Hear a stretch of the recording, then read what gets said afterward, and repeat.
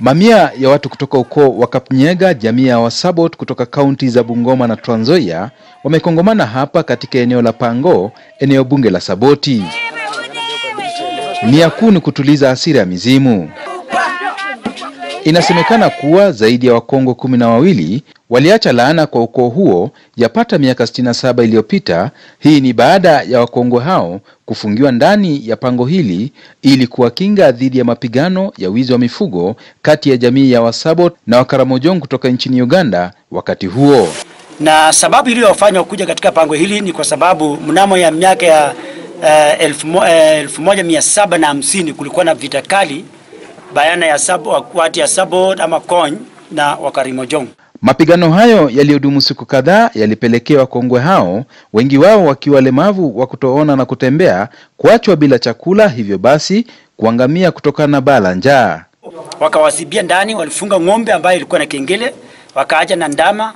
Alafu ng'ombe wanapopiga, ndama inapopiga kelele na wanaposikia ng'ombe kubwa anapiga ile kengele, wazee waliokuwa ni Wakongwe vipofu wakadania kwamba watu wangali wapo na kumbe wamehama.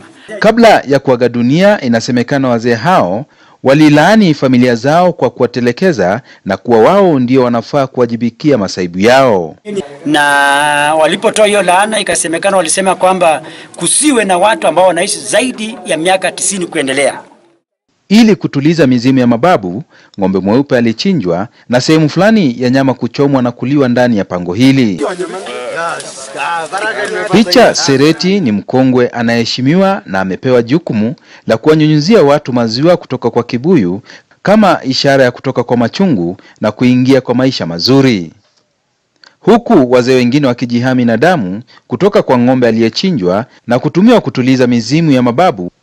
Baada ya haya yote, wenyeji wa hapa wanaondoka wakiwa na wingi wa matumaini kuwa mambo ya kiajabu yaliyokuwa yakitendeka, vikiwemo vifo na ndoto za kiajabu, havitatokea tena.